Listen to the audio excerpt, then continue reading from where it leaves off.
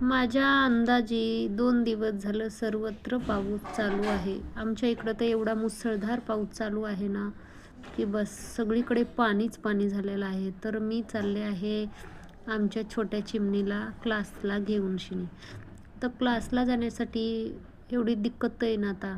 एवढं मोठं पाणी गुडघ्या इतकं पाणी आहे. या पाण्यामधून जाणं म्हणजे कसरतच आहे. माझी कसरत आहे, पण तिला एवढी मज्जा वाटत आहे ना त्या पाण्यामधून चालण्यासाठी बस.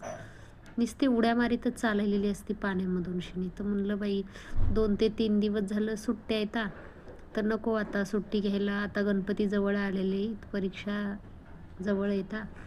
तर म्हणून नको म्हणलं क्लासला सुट्टी.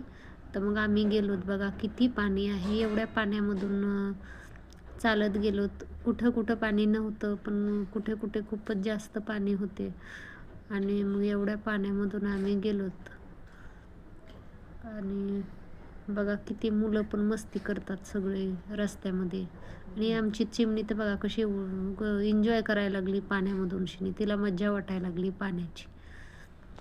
तिला खूपच आनंद झाला आहे पाणी रस्त्याला साठलंय म्हणून शिनी.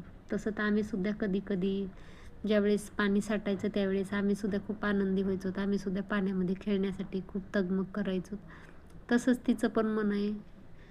मस्त एन्जॉय करत क्लासला चालली आहे. तर तुमच्या इकडे आहे का पाऊस?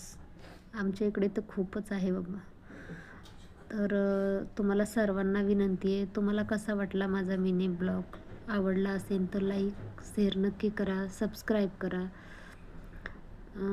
माझं चॅनेल नवीन आहे, तर त्याच्याचमुळे मी तुम्हाला सांगत आहे की माझ्या चॅनेलला सबस्क्राईब लाईक नक्की करा. धन्यवाद.